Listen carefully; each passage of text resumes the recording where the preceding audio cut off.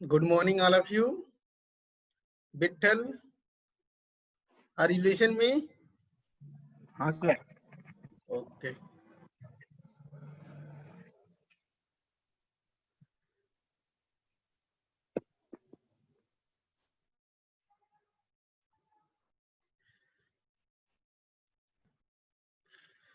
Good morning, all of you. Today I am going to start topic related to shaft and its designing. So first of all, we can see that what is the definition of shaft. Here we have discussed about related to shaft, like the definition, designing criteria, failure, etc.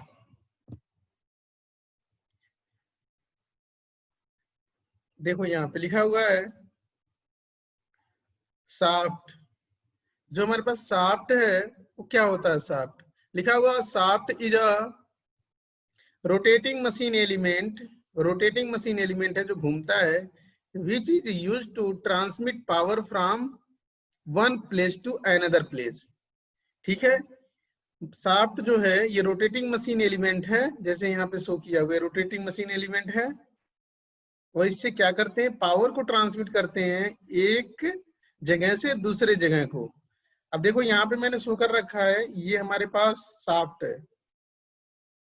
जो हमारे पास shaft है वो bearing पे बधा हुआ है। सीधी सी बात है, दोनों साइड से इस तरह से बियरिंग पे बधा होगा। इधर जो बियरिंग बनाई हुई है ये बियरिंग है और ये बियरिंग है। बियरिंग का रिप्रेजेंटेशन नोटेशन देखो इस तरह से है। एक हमने क्या बोलते हैं, एक हम बनाते हैं क्या, स्क्वायर बनाते हैं, स्क्वायर के अंदर क्रॉस कर देते हैं, तो इसे कहते हैं बियरिंग। ठीक है ना, इस तरह का नोटेशन यूज करते हैं बियरिंग के लिए।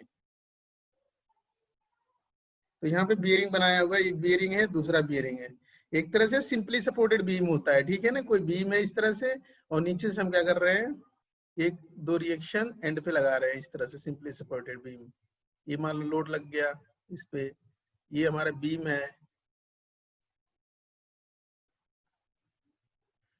ये रिएक्शन है R1 या R2, कुछ भी लिख सकते हो, R1 R2 RA RB कुछ भी लिख सकते हो आप। देखो लिखा हुआ है, अब इसके बारे में लिखा हुआ है कि क्या है ये, the power is delivered to the shaft by some tangential forces. ठीक है, टेंजेंशियल फोर्स क्या है? जो शाफ्ट है हमारा, शाफ्ट रोटेट कैसे करेगा? अगर इसके टेंजेंट पे देखो सर्कल बना हुआ है, इसके टेंजेंट पे मैं फोर्स लगा रहा हूँ F, और मान लो सर्कल है, देखो इसे टेंजेंट मतलब उस पे कोई सर्कल है, इस पे इस तरह से फोर्स लगा रहे हैं तभी घूमेगा ये, क्योंकि सेंटर से इसकी कुछ डिस्टेंस मिलेगी, रेडियस R। तो जो रोटेशन होगा या टॉर्क होगा F मल्टीप्लाई R होगा। ठीक है ना, तो ये लिखा हुआ है tangential force the resultant torque. ठीक है, देखो इन ब्रैकेट ट्विस्टिंग मोमेंट भी बोलते हैं। Setup within the shaft permit the power to be transfer to the various machines linked up to the shaft.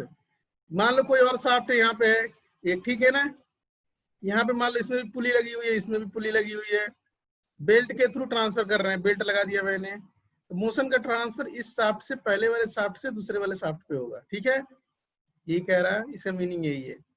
In order to transfer the power from one shaft to another shaft various machine element such as pulley, gear. ठीक है ना, shaft के ऊपर क्या होता है, पुली भी mounted होता है और गियर भी माउंटेड होता है। ठीक है ना, गियर हमेशा यूज करते हैं पॉजिटिव ड्राइव के लिए। इसका मीनिंग ये होता है कि वेलोसिटी या टॉर्क कहीं लॉसेस ना हो।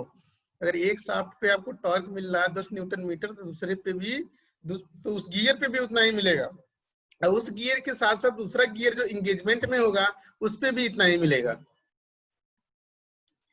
These members along with the force extended upon the cause of the shaft to the bending। अब क्या होता है, देखो इसमें फोर्स लगता है, जैसे मान लो ये हमारे पास ये शाफ्ट है, ये शाफ्ट है, इसके ऊपर पुली लगी हुई है, अब पुली के साथ साथ बेल्ट लगा हुआ है, इस तरह से बेल्ट आगे की तरफ ट्रांसफर हो रहा है। आगे की तरफ डायग्राम में मैंने शो कर रखा है। तो क्या होगा, जो हमारा बेल्ट होगा इसमें टेंशन होगा, इसके टेंशन की वजह से इसमें बेंडिंग शुरू हो जाएगी, मतलब लफ जाएगा ये। देखो ये लफा हुआ हल्का सा, खुद के वेट के वजह से भी शाफ्ट क्या होता है, थोड़ा सा उसमें बेंडिंग आता है। बट जब भी बेल्ट ड्राइव करते हैं या पुली ड्राइव करते हैं इसमें, तो बेल्ट लगा होता है, तो बेल्ट क्या होता है कि बेल्ट में टेंशन होता है, नीचे की टेंशन जो होती है बेल्ट में ज्यादा होती है और ऊपर के बेल्ट में टेंशन कम होती है। तो T1 ग्रेटर देन T2 होती है, T1 ग्रेटर देन T2 आगे डिस्कस करेंगे। T1 ग्रेटर देन T2 होती है, ठीक है ना। कभी भी आप जाओगे राइस मिल में तो वहां पे देखोगे, जब भी बेल्ट ड्राइव देखोगे, एक पुली से दूसरे पुली को ट्रांसफर किया जा रहा है मोशन को, तो नीचे की तरफ ज्यादा टाइट होता है, ऊपर की तरफ लूज होता है, तो ऊपर वाला पोर्शन हल्का सा फ्लक्चुएट होता है, तो नीचे का जो पोर्शन होता है पुली में बेल्ट का वो टाइट होता है, ठीक है ना। इस तरह से हम देख लेते हैं। देखो बेंडिंग उसी टेंशन की वजह से इसमें बेंडिंग शुरू हो जाती है। लिखा होगा पॉइंट ऑफ मैक्सिमम बेंडिंग, ठीक है ना, इसमें यहाँ पे मैक्सिमम बेंडिंग होगी, ठीक है।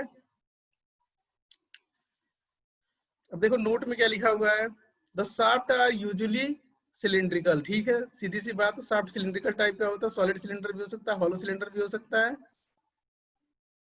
बट मे भी स्क्वायर शेप में भी होता है और क्रॉस शेप इन सेक्शन, ठीक है ना। They are solid in cross section, solid भी हो सकता है, हॉलो भी हो सकता है, जैसा आप यूज करना चाहते हैं, ठीक है ना, उसके अकॉर्डिंग हम करते हैं, उसका एप्लीकेशन लेते हैं। अब देखो यहाँ पे कुछ टर्म्स लिखे हुए हैं, ये हमारे पास देखो ये शाफ्ट है, शाफ्ट के अंदर इसके ऊपर पुली माउंटेड है, तो पुली माउंटेड तभी होगा जब पुली और शाफ्ट के बीच की लगाएंगे, तो की का आधा पोर्शन पुली में जाएगा, देखो आधा पोर्शन की का पुली में गया है, आधा पोर्शन शाफ्ट में है, ठीक है ना। जैसे ये साइड व्यू देखेंगे तो इस तरह से दिखेगा, ठीक है। ये बियरिंग है, बियरिंग का नोटेशन ये है, जब भी बियरिंग बनाओगे आप इस तरह से स्क्वायर बनाओगे, स्क्वायर में क्रॉस लगा दोगे, ठीक है ना, इस तरह से बनाते हैं। गियर भी हो सकता है, फ्लाई व्हील भी हो सकता है, ठीक है ना, पुली भी हो सकता है।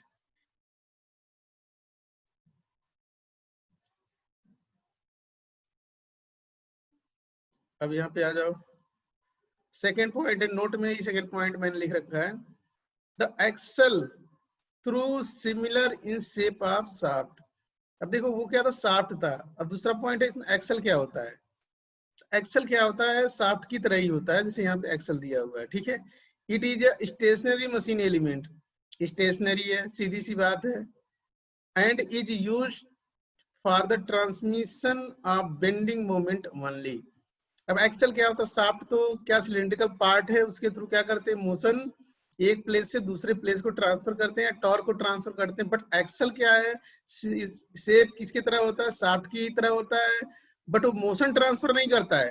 जो एक्सल है वो मोशन ट्रांसफर नहीं करता है, वो केवल क्या करता है, बेंडिंग मोमेंट उस पर केवल अप्लाई होता है, मतलब वो रिजिडिटी प्रोवाइड करता है। जैसे मान लो आपने ट्रेन देखा है, ट्रेन में देखो इसके दो व्हील है ट्रेन के, अब बीच में एक्सल लगा हुआ है, पूरा पोर्शन घूमेगा तभी ये हमारा जो शाफ्ट है, ये शाफ्ट लगा घूमेगा, व्हील भी घूमेगा, ये भी घूमेगा, तभी जाकर के, क्योंकि फिक्स है एक तरह से, देखो यहाँ पे दिख रहा है कि फिक्स है एक्सल, बट सिलेंडर की तरह ही है, शाफ्ट की तरह ही है, पूरा व्हील ये भी घूमेगा तो ये भी घूमेगा, तो ये भी घूमेगा तो ये भी घूमेगा, बीच वाला भी घूमेगा। इसका मतलब ये है कि ये किसी को घुमा नहीं रहा है, ये उसके साथ खुद घूम रहा है, ठीक है। It is simply act as a support for a rotating body element. देखो ये रोटेटिंग बॉडी एलिमेंट है जो हमारे पास दो व्हील, उनके सपोर्ट के लिए है। वाइस्टिंग ड्रम, ए कार व्हील और ए रोप सीव एग्जाम्पल दिया हुआ है, ठीक है ना। स्पेंडल क्या होता है, थर्ड पॉइंट, देखो शाफ्ट क्या है वो पता चल गया, एक्सल क्या है वो पता चल गया, स्पेंडल क्या है। Spindle is a short shaft, छोटा शाफ्ट होगा, जैसे शाफ्ट बहुत बड़ा भी होता है, ठीक है ना, बहुत बड़ा हो जाएगा, बट स्पेंडल जो होगा वो छोटा होगा। स्पेंडल देखो यहाँ पे, ये मान लो हमारा मिलिंग मशीन है, देखो मिलिंग मशीन में ये छोटा सा पोर्शन जो रोटेटिंग पार्ट होता है उसे स्पेंडल कहते हैं। स्पेंडल आपने लेथ में भी देखा होगा। Spindle is a short shaft that impart motion either to cutting tool, cutting tool को मोशन देता है, या ड्रिल कर रहे हो, ड्रिल पोर्शन को क्या करेगा, वो मोशन देगा। एग्जाम्पल दिया हुआ है, लेथ में जो स्पेंडल होता है वो क्या होता है, लेथ में जो शाफ्ट होता है वो स्पेंडल कहलाता है, तो यहाँ पे दिया हुआ है लेथ में जो शाफ्ट होता है स्पेंडल कहलाता है। ये स्पेंडल कहाँ यूज होता है, कटिंग टूल में यूज होता है, ठीक है ना। ये बहुत छोटा शाफ्ट होता है, ठीक है, इससे मोशन डायरेक्ट क्या करते हैं, कटिंग टूल को देते हैं।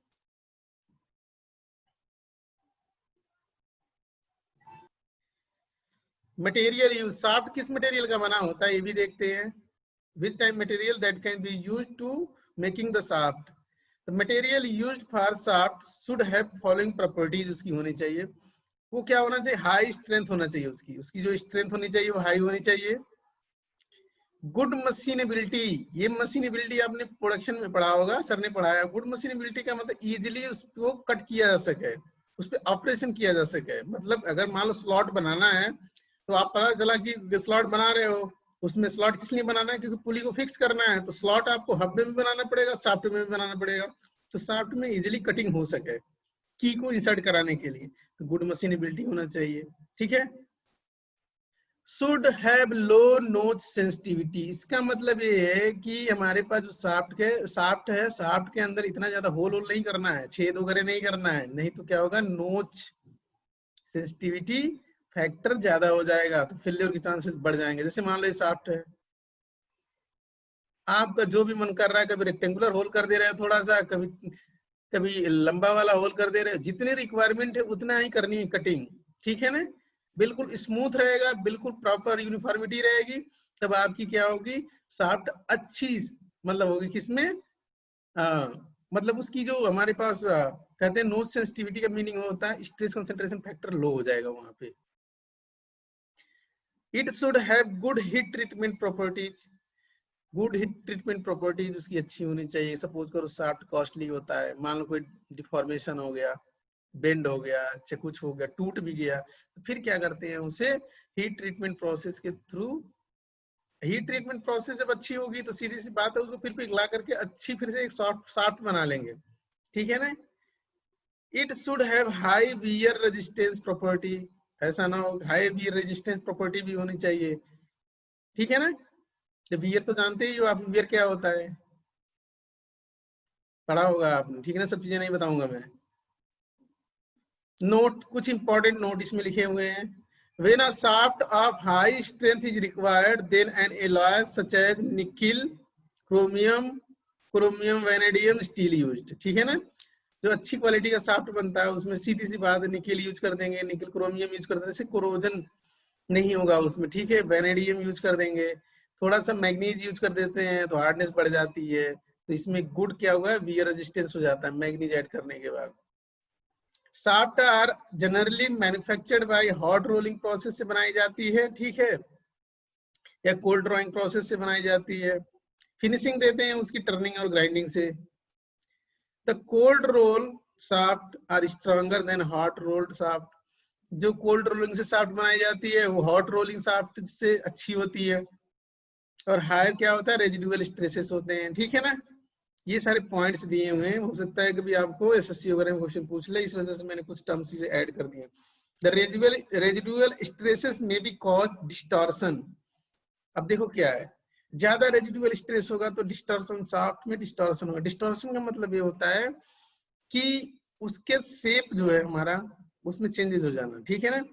व्हेन इट इज मशीन्ड, ठीक है ना, द डिस्टॉर्शन शुरू, स्पेशली व्हेन स्लॉट और की आर कट, इस तरह से डिस्टॉर्शन शुरू हो जाएगा जब भी आप मशीनिंग ऑपरेशन करोगे, स्लॉट कट करोगे, की वेज कट करोगे, यही करना है क्योंकि शाफ्ट में हमें की वेज ही बनाने होते हैं। Shaft of larger diameter are usually forged और turn size to in length, अगर शाफ्ट की डाया ज्यादा होती है, फॉर्जिंग ऑपरेशन से क्या करते हैं? उसको कम कर लेते हैं, या टर्निंग ऑपरेशन से उसकी साइज को मेंटेन कर लेते हैं। इस तरह से सारी चीजें हैं।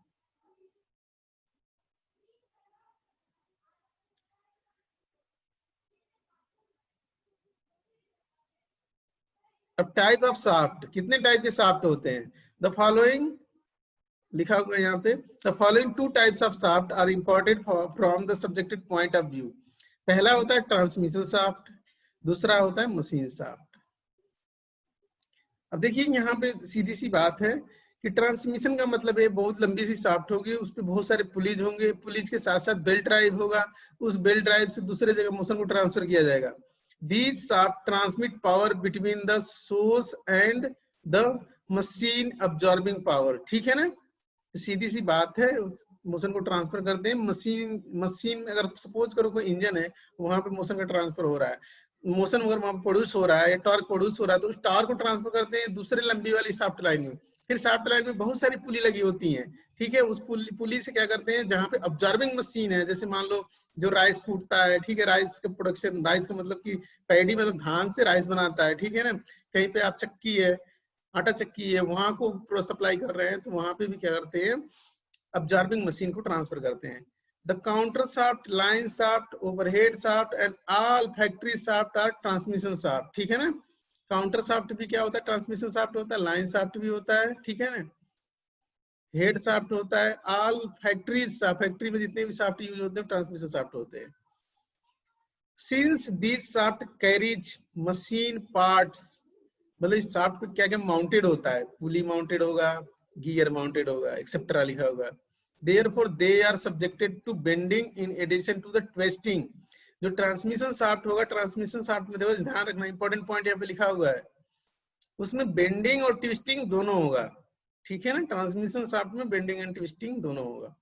मशीन शाफ्ट क्या होता है, these shaft from an integral part of machine itself।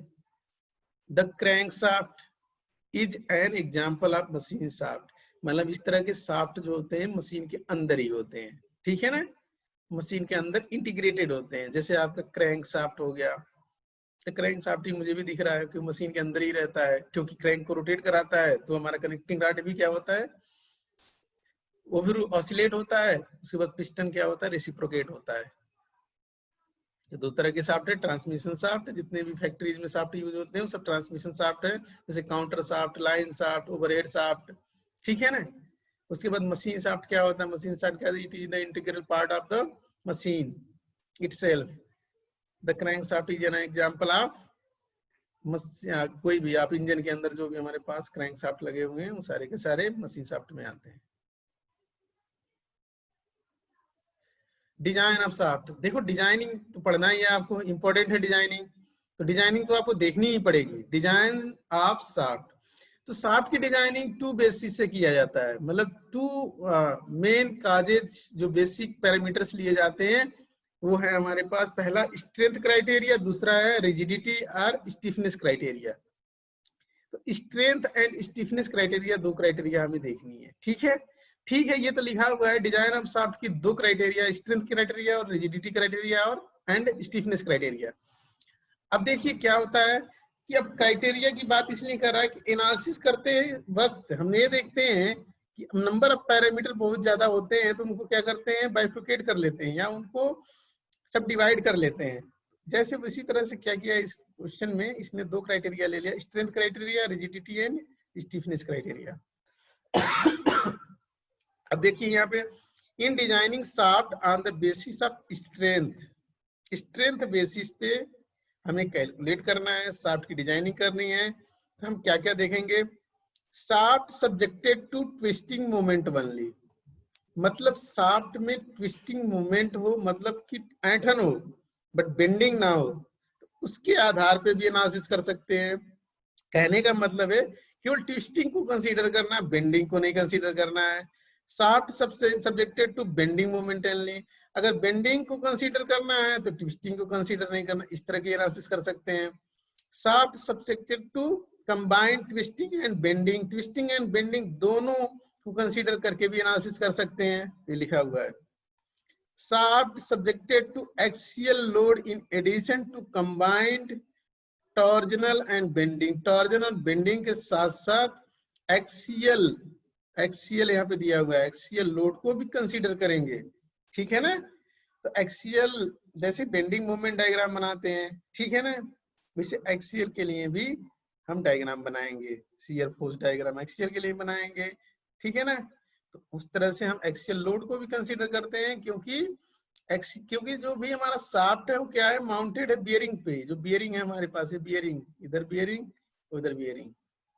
तो बियरिंग क्या है, बियरिंग के अंदर से तो ये शाफ्ट स्लाइड होकर बाहर तो जाएगा नहीं, ये तो रोकता ही है बियरिंग बाहर जाने से, क्योंकि कोई चीज रोटेट करती है तो रोटेशन में क्या होता है कि एक्सियल मूवमेंट भी होता है, उसमें एक्सियल मूवमेंट को भी प्रिवेंट करता है बियरिंग। इस तरह से हम देखेंगे, ठीक है। पहले तो कुछ फार्मूलाज वगैरह देखते हैं, फिर उसके बाद पहला है shaft subjected to twisting movement वाली, ऑलरेडी फार्मूला वगैरह आपसे डिस्कस हो चुका है, फिर भी यहाँ पे डिस्कस हो रहा है क्योंकि ये शाफ्ट का टॉपिक है, और शाफ्ट के टॉपिक में क्या करना है, हमें देखना है कि वो फार्मूला कैसे अप्लाई करते हैं।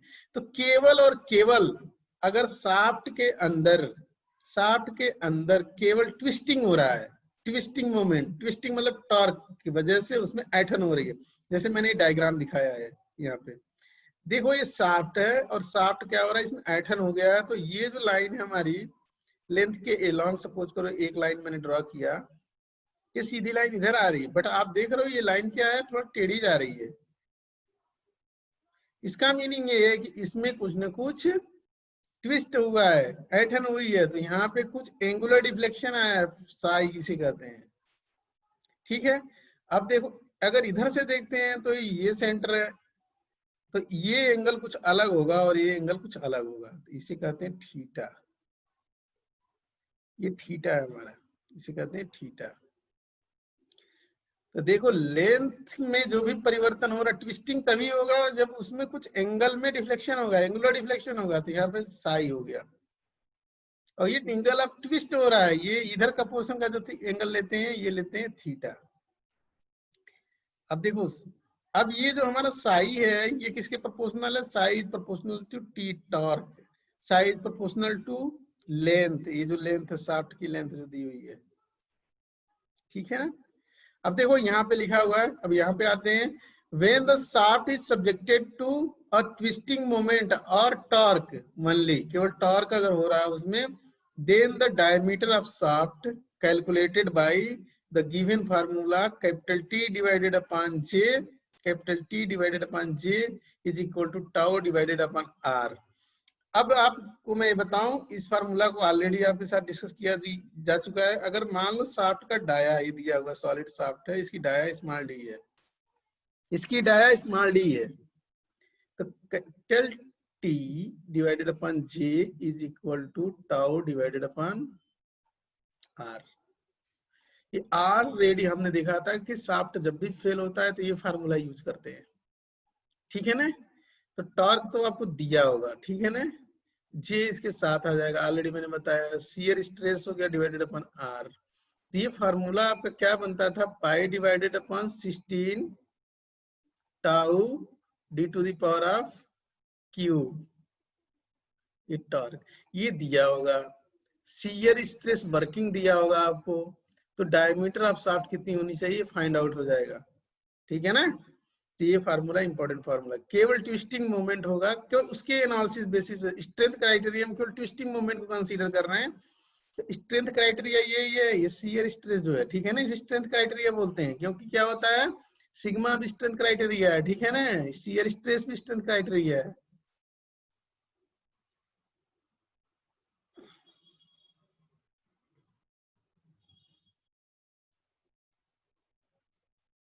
अब देखिए यहाँ पे कुछ फार्मूला वगैरह मैंने शो कर रखे हैं।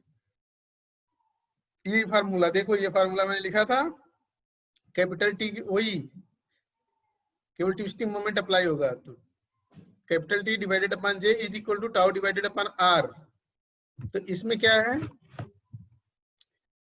देखो ये जे की वैल्यू आती है pi upon 32 D to the power of 4, आपको पता है, ठीक है, पोलर मोमेंट ऑफ इनर्शिया है जे, जो जे होता है हमारा I X X plus I Y Y,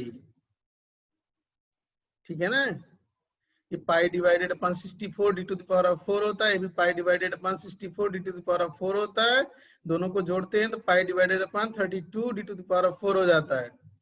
tau ये दिया ही है ऑलरेडी, आर क्या लोगे, कैपिटल डी डिवाइडेड अपॉन 2, तो देखो ये फार्मूला बन गया। हॉलो होगा तब, मान ले हॉलो हो गया, शाफ्ट तुम्हारा हॉलो हो गया, तो ये फार्मूला हो जाएगा, देखो J is equal to pi divided upon 32 तो रहेगा ही, ठीक है ना, outer dia to the power of 4 minus inner dia to the power of 4, ये फार्मूला है, याद कर लेना इसको। तो जो वही हॉलो शाफ्ट होगा फिर उसी तरह के फार्मूला, तो उसके लिए हॉलो शाफ्ट के भी लिए डिजाइनिंग क्राइटेरिया जो हो जाएगी, ये फार्मूला अप्लाई करेंगे। तो ये कैपिटल टी तो रहेगा ही टॉर्क, अब जे की जगह ये वैल्यू आ जाएगी यहां से उठा करके, ये टाउ रहेगा, पहले भी मैंने बताया जो आर लेंगे आउटर डाया का हाफ लेंगे, यहाँ पे डी नॉट डिवाइडेड अपन 2 ले लिया है, तो देखो यहाँ पे फार्मूला बन गया है। यहाँ पे D I initial internal dia ratio internal dia to outer dia के ले लिया है, तो इसको क्या किया है, कुछ इस तरह से मॉडिफाइड कर दिया है, तो यहाँ पे के आ गया है। देखो यहाँ पे के आ गया है, तो ये वैल्यू हो जाएगी pi divided upon 16 tau D not to the power of cube 1 minus बिन bracket 1 minus K to the power of 4 bracket close. तो ये इंपॉर्टेंट है, ये जानना जरूरी है कि इस तरह से फार्मूला वगैरह यूज होते हैं, जो छोटे छोटे न्यूमेरिकल्स है इसी पे सॉल्व हो जाएंगे। गेट में भी इस तरह के न्यूमेरिकल्स आ जाते हैं जो सॉल्व हो जाते हैं। कुछ पॉइंट्स लिखा हुआ है hollow shaft and solid shaft के लिए। Hollow shaft are usually used in marine work. जितने भी मरीन है, मरीन वर्क मतलब ये है कि जो शिप वगैरह में ज्यादा यूज होते हैं हॉलो शाफ्ट, ये टॉर्क ज्यादा ट्रांसमिट करते हैं और हल्के भी हो जाते हैं, एक तरह से मटेरियल बीच में से हटा दिया जाता है। These shaft are stronger per kg of material and they may be forged on a mandrel। ये स्ट्रॉन्गर भी बनाए जाते हैं, पर केजी ऑफ मटेरियल स्ट्रॉन्गर होते हैं, ठीक है ना।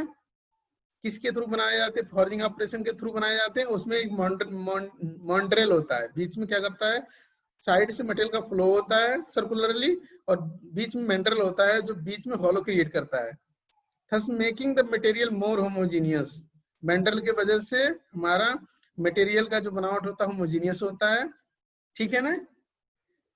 then would be possible for the solid shaft। इस तरह से हम क्या करते हैं, इसको बनाते हैं, ठीक है। सॉलिड शाफ्ट के रिस्पेक्ट में क्या होता है, इस तरह का होमोजीनियस, मतलब होमोजीनियस मटेरियल में, होमोजीनियस मटेरियल का मीनिंग तो आप जानते ही हो, कैसे कोई भी मटेरियल होमोजीनियस है, तो होमोजीनियस तो होगा नहीं, अप्रोचेबल होगा होमोजीनियस को, ठीक है ना। और साथ साथ में क्या होगा, पर केजी स्ट्रॉन्गर होगा, वेट और स्ट्रेंथ देखेंगे तो इसका ज्यादा होगा। मरीन वर्क में यूज होता है, तो मरीन वर्क में ज्यादा यूज होता है इसका क्योंकि मरीन वर्क में इसलिए ज्यादा होता है, देखो मरीन वर्क में शॉक लोड की तो कोई बात ही नहीं है। अपन क्या होता है, जब भी कार वगैरह चलाते हैं तो रोड हमारे हार्ड होते हैं, रोड हार्ड होता है तो जर्क लगता है, जर्क लगने से हमारे शाफ्ट टूट भी सकते हैं, इसलिए सॉलिड शाफ्ट यूज करते हैं। बट वहां पे जर्क नाम की कोई चीज नहीं है मरीन में, ठीक है ना, शिप वगैरह में, तो वहां पे हॉलो शाफ्ट यूज करते हैं और साथ साथ में वो टॉर्क भी ज्यादा ट्रांसफर करता है और साथ साथ में पर केजी मटेरियल स्ट्रेंथ भी ज्यादा होता है। डिजाइनिंग हमेशा देखी जाती है कहाँ पे यूज करना है। मरीन में जर्क नहीं है तो हॉलो बना देते हैं, हमारा यहाँ पे रोड पे क्या है, जर्क डेवलप होता है, हार्ड है, तो यहाँ पे सॉलिड बनाते हैं। देखो यहाँ पे अब मैंने आपको बताया था, देखो इमोशन ट्रांसफर हो रहा है, मीडियम इमोशन ट्रांसफर करने का।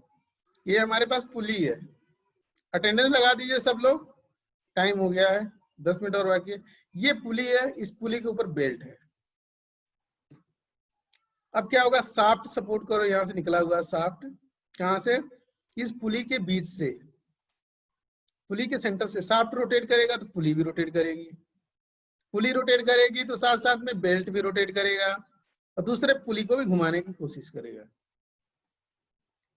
जैसे फ्लैट बेल्ट ड्राइव है, सिंगल बेल्ट है, ठीक है ना, ये मल्टी बेल्ट ड्राइव है, ठीक है ना, ये सिंगल फ्लैट बेल्ट ड्राइव है, ये वाला, ठीक है ना, जो ऑलरेडी आप देखते हो, अक्सर देखने को मिल जाता है। ये नीचे का पोर्शन है, सपोज करा मैंने, इसकी नीचे की पोर्शन की टेंशन T1 है, ऊपर की पोर्शन की टेंशन T2 है। देखो अगर दोनों टेंशन बराबर हो जाएंगे, T1 is equal to T2, तो ये घूमेगा नहीं, क्योंकि इनकी डायरेक्शन यही है, तो ये घूमेगा ही नहीं, केवल इसमें क्या होगा, बेंडिंग क्रिएट हो जाएगा। अब कोई ज्यादा होगा, जैसे T1 ज्यादा हो गया तो ये घूमना शुरू कर देगा, किधर, क्लॉकवाइज। T1 थोड़ा भी ज्यादा होगा, ये घूमना शुरू कर देगा, तो T1 क्या होगा, ग्रेटर देन T2। मैंने बताया बेल्ट ड्राइव में जो नीचे का बेल्ट होता है उसमें टेंशन ज्यादा होता है, तो T1 ग्रेटर होगा T2 से। ये T2 मैंने लिख दिया। यही T1 माइनस T2 का जो डिफरेंस आएगा, वो T1 टेंशन क्या है, टेंशन फोर्स ही होता है, ठीक है ना, तो T1 माइनस T2 का जो डिफरेंस आएगा वो ही फोर्स क्या करेगा, इस पुली को घुमाने की कोशिश करेगा। तो वो फोर्स सपोज करो इधर लग रहा है, नीचे ही लगेगा, क्योंकि T1 ग्रेटर है तो नीचे ही आएगा T1 माइनस T2। ये फोर्स जो डिफरेंस वाला फोर्स का, ये आपका नीचे की तरफ आ रहा है। अब इसका रेडियस जो है पुली का हम ले लेंगे, सेंटर से लेंगे, बिल्कुल शाफ्ट का भी आधा पोर्शन आ जाएगा और साथ साथ में पुली का भी आ जाएगा। तो सपोज करो ये डाया दिया हुआ है, तो डाया दिया हुआ तो रेडियस ले लेंगे, तो यही लिखा हुआ है यहाँ, इसमें मल्टीप्लाई कर देंगे उस रेडियस का, तो ये क्या हो जाएगा, ट्विस्टिंग मोमेंट निकल जाएगा या टॉर्क निकल जाएगा। तो यही यहाँ पे लिखा हुआ है, देखो यहाँ पे T1 minus T2 multiply R is equal to torque और ट्विस्टिंग मोमेंट। तो टेंशन यहाँ पे T1 था, यहाँ पे T2 था, T1 ग्रेटर होगा T2 से, तो T1 माइनस T2 का जो डिफरेंस होगा वही फोर्स क्या करेगा, इस पुली को घुमाने की कोशिश करेगा।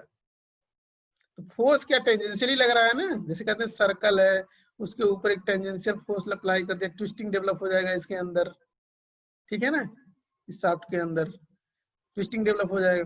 तो उसी तरह से यहाँ भी T1 माइनस T2 हो गया, फोर्स का डिफरेंस हो गया, ये घुमाने की कोशिश करेगा, टेंजेंशियली लग रहा है तो रेडियस ले लेंगे, तो मल्टीप्लाई R, तो ये टॉर्क हो गया, यही लिखा हुआ है यहाँ पे।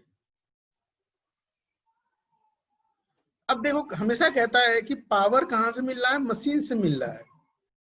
तो आपको पता है जो टॉर्क होता है, टॉर्क इज इक्वल टू, ये फार्मूला याद कर लेना, पावर मल्टीप्लाई ओमेगा, ध्यान रखना ये इंपॉर्टेंट फार्मूला है। अब देखिए ओमेगा क्या है हमारे पास, आपने पढ़ा होगा 2 pi n, omega is equal to 2 pi n, but यहाँ पे आरपीएम में लेते हैं, राउंड पर मिनट, और ये होता है राउंड पर सेकेंड होता है, डिवाइडेड अपॉन, देखो मिनट में है ना, तो क्या करेंगे, एक मिनट में कितना सेकेंड होता है 60, डिवाइडेड अपॉन 60, तो n/60 ले लेते हैं यहाँ पे n की जगह, जब राउंड पर मिनट दिया होता है, तो ये फार्मूला आपका बन जाता है torque is equal to, P देखो यहीं पे रहेगा, पी वहीं पे, 60 यहाँ आ जाएगा, देखो 60 इधर आ जाएगा, देखो पी की वैल्यू तो हो जाएगी आपकी, देखो टी मल्टीप्लाई, देखो टी मल्टीप्लाई 60, सॉरी ये टी है, ठीक है ना, divided upon 2 pi n, capital N, ये फार्मूला बन गया आपका। तो पावर हम निकाल लेते हैं, पावर क्या होता है, rate of work done, rate of work done, और वर्क क्या होता है, force multiply distance, radial distance, ठीक है ना। तो ये बेसिक फार्मूला है, रेडियल डिस्टेंस कुछ भी हो सकता है लीनियर डायरेक्शन में, ठीक है ना। इसको निकालने के लिए आपको थोड़ा फार्मूला अलग लगानी पड़ेगी, आर ये रेडियस नहीं है, ये लीनियर डिस्टेंस है, ध्यान रखना। तो पावर हमें पता चल गया, ये पावर, अगर पावर दिया होता है तो टॉर्क पता चल जाता है, और टॉर्क देखो पावर पता रहता है तो टॉर्क फाइंड आउट कर लेते हैं, टॉर्क देखो फार्मूला लिखा, पावर दिया रहेगा तो ये टॉर्क लाके यहाँ पे पुट कर देंगे, देखो यहाँ पे आर दिया रहेगा तो T1 माइनस T2 का एक इक्वेशन बन जाएगा, एक और इक्वेशन बनेगा, दोनों इक्वेशन को क्या देखो, T1 माइनस T2 का इक्वेशन एक बन जाएगा यहाँ पे, और T1 divided upon T2 is equal to, belt के केस में आपने पढ़ा होगा e to the power of mu theta, ये फार्मूला आपने पढ़ा होगा इंजीनियरिंग मैकेनिक्स में। T1 जो होता है टेंशन होता है, हाई टेंशन होता है, ठीक है ना, divided upon T2 lower tension होता है, इनका रेशियो लेते हैं is equal to e to the power of mu theta होता है। थीटा क्या होता है, एंगल ऑफ रैप होता है, ये बेल्ट हमारा इस पुली के ऊपर कितना रैप है, कितना चढ़ा हुआ है, कितना पोर्शन कांटेक्ट में है, वो होता है। Mu coefficient of friction between the belt and पुली के बीच का होता है, कोफिशिएंट ऑफ फ्रिक्शन दिया रहता है, तो ये भी एक इक्वेशन आ जाता है, ठीक है ना, एक इक्वेशन यहाँ से आता है, एक यहाँ से आता है, फिर दोनों को सॉल्व कर लेते हैं तो T1 T2 की वैल्यू पता चल जाती है। आगे और चीजें देखो आप, अब देखो ये फार्मूला जो हमारा बनता है आता कैसे है, देखो ये फार्मूला, जैसे आपने फार्मूला पढ़ा है, किसी भी शाफ्ट में ट्विस्टिंग हो रहा है, ट्विस्टिंग मोमेंट ऐठन हो रही है, ट्विस्टिंग मोमेंट हो रहा है, तो capital T divided upon J is equal to tau divided upon R is equal to G theta divided upon L। अब मैंने आपको बताया, देखिए ये जो एंगल है, जो लेंथ बेंड हो रहा है, मतलब ट्विस्ट हो रहा है, बेंड करें सॉरी, ट्विस्ट हो रहा है, वो एंगल हमारा साई है, और मैंने बताया ये एंगल अलग होता है और ये एंगल अलग होता है, ये थीटा है। ये जो थीटा है हमारा, ये एंगल ऑफ ट्विस्ट है, ठीक है ना, और इसे कहते हैं शियर एंगल। ये वाला जो लेंथ के लॉन्ग हो रहा है, इसे शियर एंगल कहते हैं।